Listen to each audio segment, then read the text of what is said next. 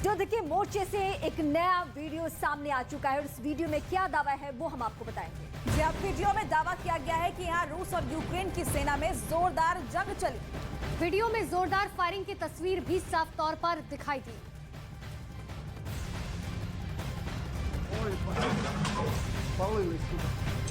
तो ये फायरिंग का वीडियो सामने आ चुका है। एक एक करके ये तस्वीरें हम आपको दिखा रहे हैं। ये टॉप एंगल की तस्वीरें देखिए जहां सब कुछ तितर बितर हो चुका है इस फायरिंग में।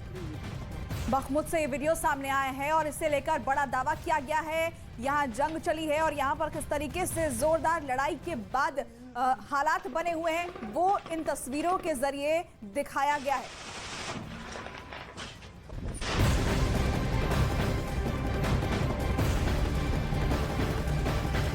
रूस यूक्रेन युद्ध को लेकर एक बड़ी खबर सामने आ रही है। दावा किया गया है कि पुतिन ने यूक्रेन को लेकर घातक प्लान तैयार किया है। बताया गया है कि पुतिन 2023 से पहले परमाणु हमला कर सकते हैं। आशंका जताई जा रही है कि ताबड़तोड़ हमले करके पुतिन अगले 10 दिनों में युद्ध जीतने में सब कुछ झोंक देने वाले हैं।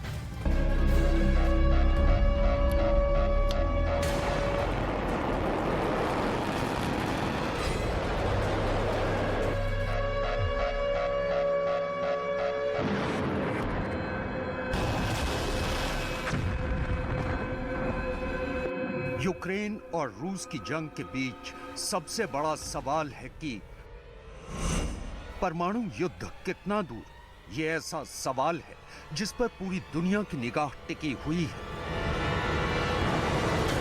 आखिर परमाणु युद्ध के खतरे को कैसे भड़काया गया और अब भी इस डेंजर जोन में दुनिया बनी हुई है।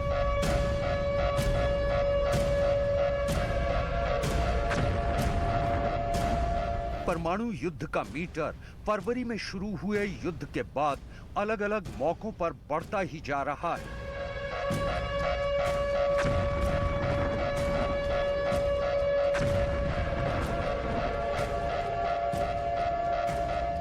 फरवरी के बाद देखिए आगे के महीनों में हालात कैसे गंभीर होते गए। जून और जुलाई के पास एकदम से मीटर बढ़ने लगा।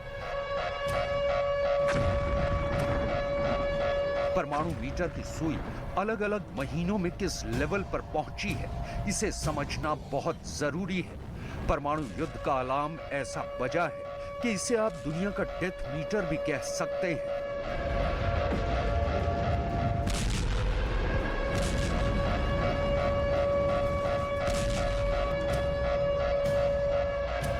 पुतिन को बड़ा खतरा इसलिए भी समझ में आने लगा है क्योंकि ब्रिटेन ने ज़ेलेंस्की की मदद करने के लिए बहुत ही खतरनाक हथियार सप्लाई करने की तैयारी कर ली है। वहीं जर्मनी परमाणु युद्ध की बड़ी तैयारी कर रहा है।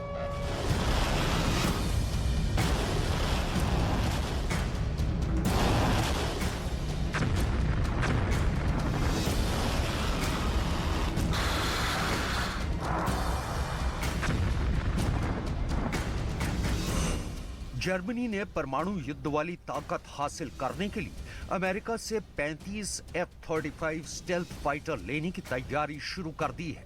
वहीं ब्रिटेन ने कहा है कि वो यूक्रेन को 2,500 करोड़ के हथियार देगा। 2,500 करोड़ में ज़ेलेंस्की को क्या क्या मिलेगा ये हम आगे आपको रिपोर्ट में बताएंगे। वहीं परमाणु युद्ध का खतरा इसलिए भी बढ़ रहा है क्योंकि नेटो के साथ पुतिन के वफादार दोस्त भी इसमें शामिल हो गए हैं। इनमें से एक बेलारूस है जो पुतिन के लिए अपना सब कुछ कुर्बान करने के लिए तैयार है।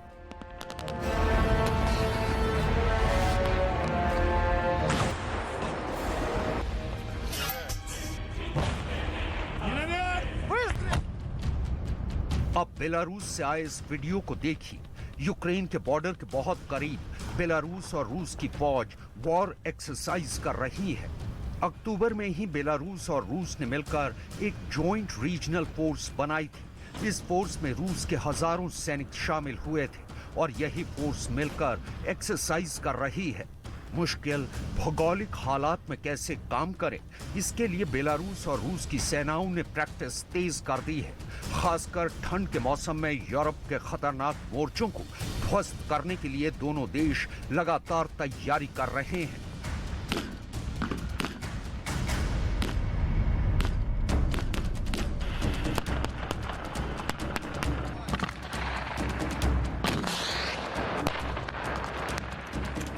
ऐसा नहीं है कि ये सब देखकर ज़ेलेंस्की खामोश बैठे हुए हैं। उन्होंने कतर में हुए फुटबॉल वर्ल्ड कप के दौरान एक संदेश देने की पेशकश की, जिसे फीफा ने ठुकरा दिया। हालांकि ज़ेलेंस्की ने फिर भी अपना बयान जारी किया और इस बयान में उन्होंने वर्ल्ड वॉर का जिक्र किया है।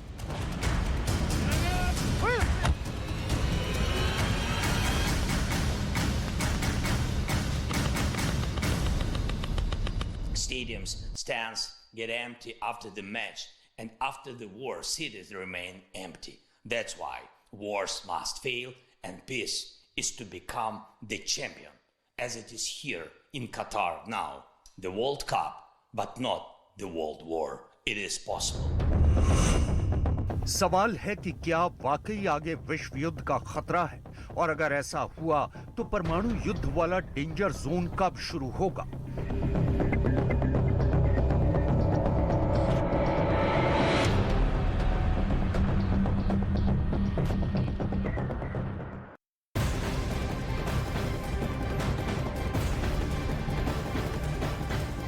यूक्रेन की सेना ने रूस के ठिकानों पर बड़े हमले का दावा किया है। यूक्रेन की तरफ से वीडियो जारी किया गया जिसमें यूक्रेन के सैनिक रॉकेट दागते हुए दिखाई दिए। और इस वक्त की तस्वीरें आप देखिए, जहां तस्वीरों के जरिए आपको पता चलेगा कि यूक्रेनी सेना के ऊपर रूसी सेना कैसे हावी है। लेकिन यूक्रेन की सेना अभी भी मुंहतोड़ जवाब देने में पीछे नहीं हट रही। हालांकि मौसम खलल डाल रहा है, यानी सर्दी का मौसम परेशान कर रहा है। तो यूक्रेन को लेकर परमाणु खतरा कितना बड़ा, इसे समझने के लिए रूस के रक्षा मंत्री सर्गेई शोइगु खुद एक मोर्चे पर गए। उन्होंने हेलीकॉप्टर से कई मोर्चों को देखा और समझा, और फिर उस मिलिट्री अड्डे पर उतरे जिसे इस युद्ध में रूस का सबसे खास और खुफिया बेस कहा जा सकता है।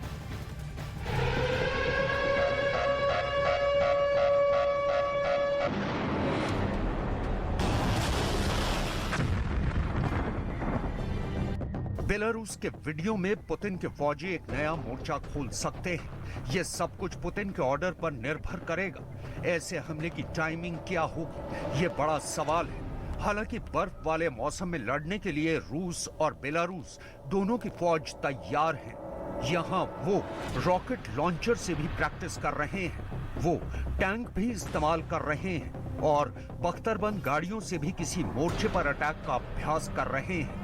ये वीडियो पुतिन ने खास तौर से बनवाया है।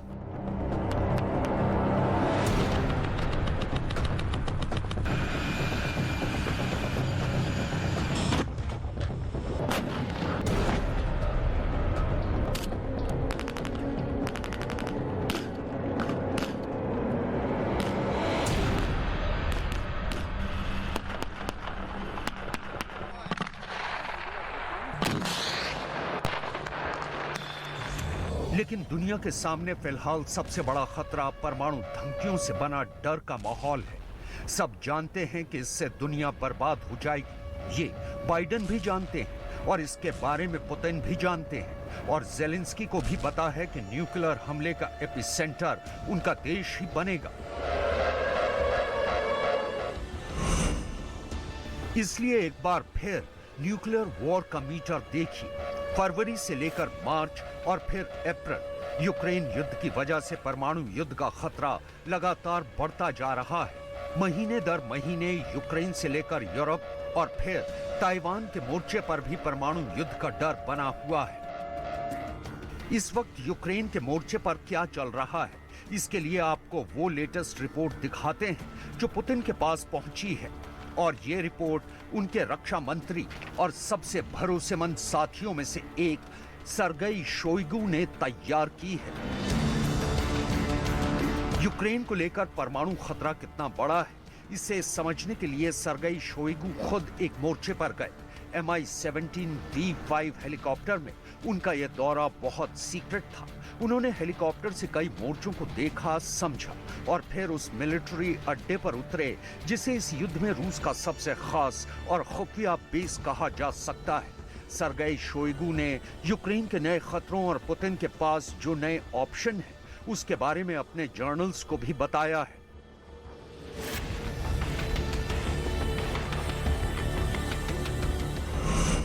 रक्षा मंत्री शोइगु ने अपनी रिपोर्ट पुतिन को मॉस्को में दी है।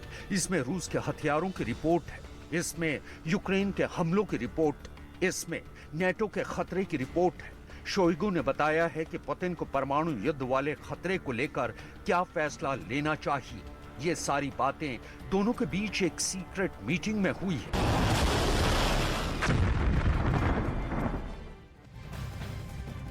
पुतिन युद्ध जीतने के लिए 3 स्ट्रैटेजी पर इस वक्त काम कर रहे हैं, जो दिसंबर में ही रूस की सेना को बड़े रिजल्ट दे सकती है। रिपोर्ट दरअसल ये है कि रूस की सेना को नए ड्रोन की डिलीवरी मिल गई और उसके हमले यूक्रेन के बिजली घरों पर बहुत ज्यादा बढ़ गए हैं।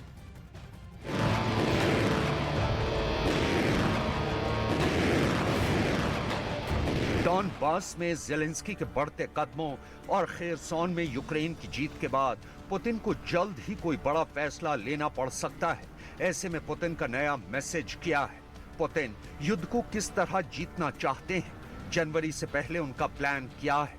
इसे आप पुतिन की 3 स्ट्रेटेजी से समझिए, जो दिसंबर में ही रूस की सेना को बड़े रिजल्ट दे सकती है।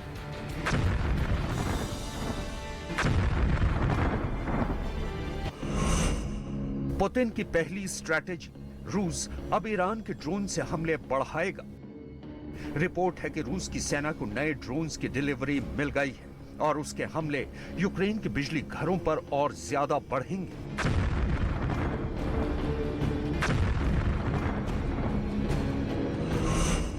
पुतिन की दूसरी स्ट्रैटेजी, ईरान वाले ड्रोन अब क्राइमिया से लॉन्च नहीं किए जाएंगे। क्राइमिया पर रूस का बड़ा फैसला हुआ है। रूस अब क्राइमिया को बेस बनाकर यूक्रेन पर हमले नहीं करेगा, ताकि वहां यूक्रेन के जवाबी हमलों से बचा जा सके। और पुतिन की तीसरी स्ट्रैटेजी, पुतिन दिसंबर 2022 तक हवाई हमले तेज रखेंगे, ताकि उनकी नई आर्मी फॉर्मेशन जनवरी में ऑपरेशन के लिए तैयार हो जाए। पुतिन की इन 3 नीतियों के बारे में तफसील से बताएंगे, लेकिन इसकी तैयारी कैसे की जा रही है, इसका बैकग्राउंड समझ लीजिए। आप पुतिन के माइंड गेम को और बेहतर तरीके से डिकोड कर पाएंगे कि आखिर पुतिन यूक्रेन की लड़ाई कैसे लड़ना चाहते हैं, क्योंकि अब ब्रिटेन और जर्मनी ने रूस के खिलाफ बहुत बड़ी तैयारी शुरू कर दी है।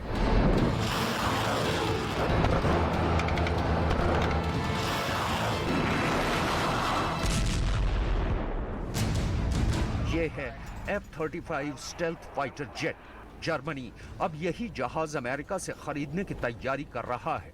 F-35 इस वक्त दुनिया का सबसे खतरनाक लड़ाकू विमान माना जाता है। ये जहाज रडार पर नहीं पकड़ा जाता और अब अमेरिका नेटो में कई देशों को ये जहाज दे रहा है। F-35 को लेकर जर्मनी वो भरोसा हासिल करना चाहता है जो उसे रूस के फाइटर्स से टक्कर में चाहिए। इस जहाज की फुर्ती देखिए, इसकी रफ्तार देखिए।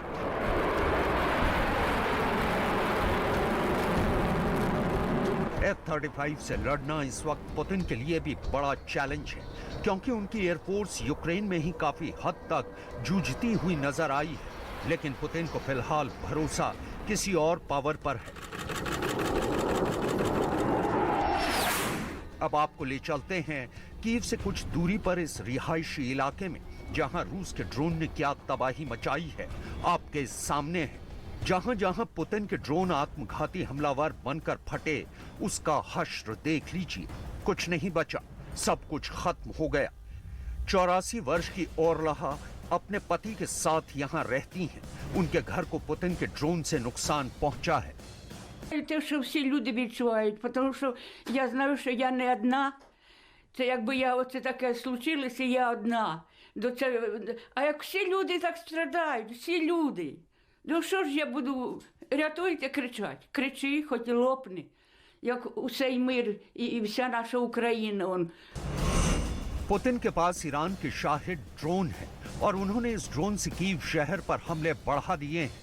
कीव समेत यूक्रेन का पूरा बिजली घरों वाला सिस्टम इस वक्त पुतिन के टारगेट पर है और पुतिन के बेरहम हमलों ने 40 से 50% यूक्रेन को इस वक्त अंधेरे में धकेल दिया है।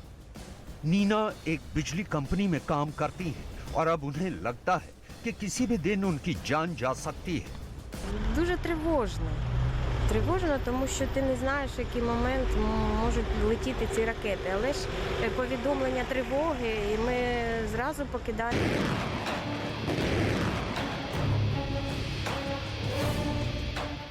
की बैठक गठित करने के लिए गणपूर्ति संयुक्त समिति के समस्त सदस्य संख्या का 1/3 होगी। समिति इस सभा को बजट सत्र 2023 के दूसरे भाग के पहले सप्ताह के अंतिम दिन तक प्रतिवेदन देगी। अन्य प्रकरणों में संसदीय समिति के संबंध में इस सभा के प्रक्रिया संबंधित नियम, ऐसे परिवर्तनों, रूपभेदों जो अध्यक्ष जी करे इसके साथ लागू होगी। और यह सभा राज्यसभा से सिफारिश करती है कि राज्यसभा उक्त संयुक्त समिति में सम्मिलित हो और संयुक्त समिति में राज्यसभा द्वारा नियुक्त किए जाने वाले सदस्यों के नाम इस सभा को सूचित करे। अध्यक्ष समिति के सदस्यों में से एक को इस सभापति के रूप में नियुक्त करेगी। प्रश्न है कि माननीय मंत्री द्वारा प्रस्तुत प्रस्ताव को स्वीकृत किया जाए। जो सदस्य इसके पक्ष में आ गए, जो सदस्य विरोध में ना गए, मेरे विचार में निर्णय हाँ वालों के पक्ष में, हाँ वालों के पक्ष में प्रस्ताव स्वीकृत हुआ। सभी स्टेट होल्डरों को बुलाते हैं, आपकी भी सलाह लेंगे, आप निश्चित रहें, सबकी सलाह लेंगे। माननीय सदस्यगण, देश में मादक द्रव्यों के सेवन की समस्या और इस संबंध में सरकार द्वारा उठाए गए कदमों के बारे में चर्चा में श्रीमती हर्षमिता कौल बादल, श्री पीवी मिथुन रेड्डी, श्री गुरजीत सिंह ओजला के नाम से ध्यान आकर्षण प्रस्ताव सूचीबद्ध है। विषय के मत को देखते हुए और कुछ माननीय सदस्यों ने इस पर बोलने की इच्छा प्रकट की है। उनका सुझाव था कि चूंकि ध्यान आकर्षण प्रस्ताव के प्रारूप में ऐसा संभव नहीं है, इसलिए मैं सदन की सहमति से सूचीबद्ध इस चर्चा को नियम 193 अधीन चर्चा में परिवर्तित कर रहा हूं, ताकि अधिकाधिक सदस्यों को। और इधर यूक्रेन को लेकर परमाणु खतरा कितना बड़ा है, इसे समझने के लिए रूस के रक्षा मंत्री सर्गेई शोइगु खुद एक मोर्चे पर गए। उन्होंने हेलीकॉप्टर से कई मोर्चों को देखा और समझा और फिर उस मिलिट्री अड्डे पर उतरे जिसे इस युद्ध में रूस का सबसे खास खुफिया बेस कहा जा सकता है।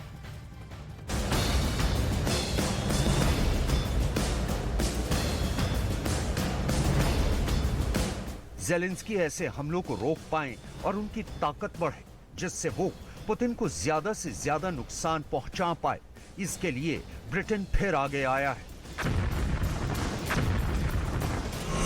ब्रिटेन ने यूक्रेन के लिए 2,500 करोड़ के हथियार पैकेज का ऐलान किया है।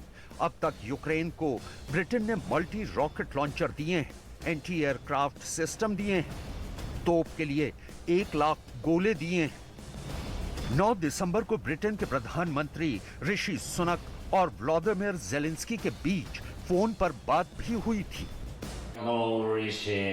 Happy to hear you. Thank you so much. I'm really glad to have this conversation and to prolong our dialogue. Yeah, it's great. How are you? It's great, great to talk to you as always. And let me start by saying it was lovely to meet your wife when she was here a little while ago. Much that our team had very good meeting directly with their vis-a-vis, and thank you. The First Vice Prime Minister Sridenga told me with details, all the meetings. So thank you, and thanks Britain for such big support for Ukraine. इससे पहले नवंबर में Rishi Sunak Kyiv भी गए थे और वहां जाकर Zelensky से मुलाकात भी की थी। अमेरिका के बाद यूक्रेन को हथियारों और बाकी सामान की सबसे ज्यादा मदद करने वाला देश ब्रिटेन ही है। अब वो ब्रिटेन को अपनी ब्रिमस्टोन मिसाइल दे रहा है, जिसका वीडियो ब्रिटेन के रक्षा मंत्रालय ने भी जारी किया है। दरअसल पुतिन को लेकर ब्रिटेन और नेटो बहुत ज्यादा परेशान हैं। नेटो का अभी तक का मकसद रहा है कि वो अपनी बंदूक जेलेंस्की के कंधों पर रखकर चलाए। इसमें नेटो अभी तक कामयाब रहा है। पुतिन को घेरने के लिए ब्रिटेन का एजेंडा पहले से ही शीशे की तरह साफ है। ब्रिटेन की ब्रिमस्टोन एंटीशिप मिसाइल बहुत खास है। इसकी रेंज अलग अलग वर्जन में 20 किलोमीटर से लेकर 60 किलोमीटर तक है। 50 किलो वजन वाली इस मिसाइल की खासियत यह है कि यूक्रेन अब मूव कर रहे रूसी टारगेट पर भी वार कर सकेगा। ये ऐसी मिसाइल है जो 70 किलोमीटर प्रति घंटे की रफ्तार से चल रहे टारगेट को भी नहीं बख्शती है। ब्रिमस्टोन इस वक्त ब्रिटेन के सबसे खास हथियारों में शुमार की जाती है, ठीक वैसे ही जैसे जेवलिन को अमेरिकी फोर्स का एक बहुत बेहतरीन हथियार कहा जाता है। ज़ेलेंस्की को इससे बहुत ज्यादा फायदा होगा या नहीं, ये अभी पता नहीं, लेकिन उनको ब्रिटेन से लगातार आधुनिक हथियार मिले हैं। देखा जाए तो ज़ेलेंस्की के दोनों हाथों में लड्डू हैं, फिर चाहे यूक्रेन पूरी तरह बर्बाद क्यों ना हो चुका हो। ज़ेलेंस्की की जिद और पुतिन का गुस्सा, इन दोनों की वजह से यूक्रेन में बहुत बड़ी तबाही आई है।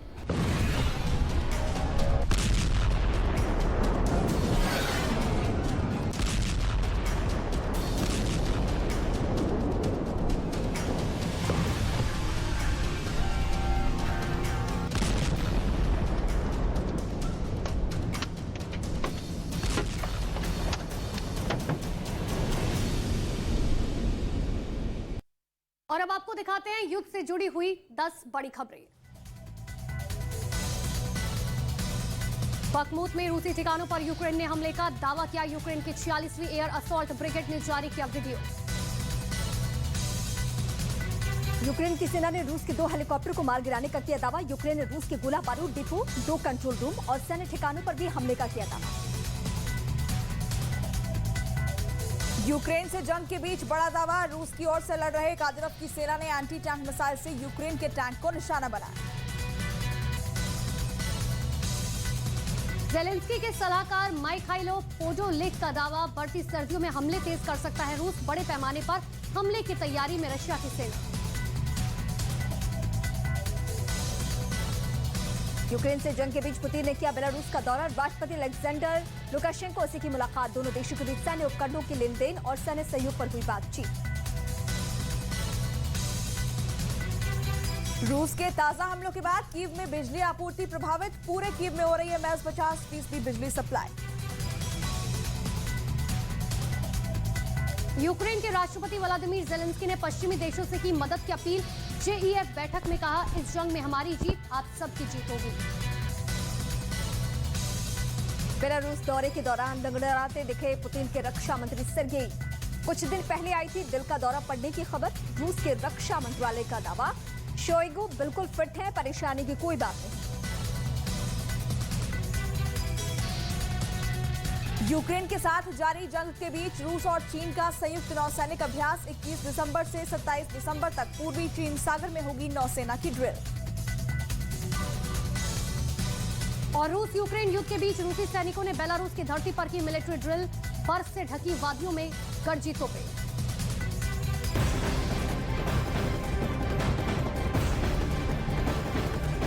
और इस वक्त सबसे बड़ी खबर, संसद भवन में बीजेपी संसदीय दल की एक बैठक हुई है। बैठक में पीएम मोदी की मौजूदगी।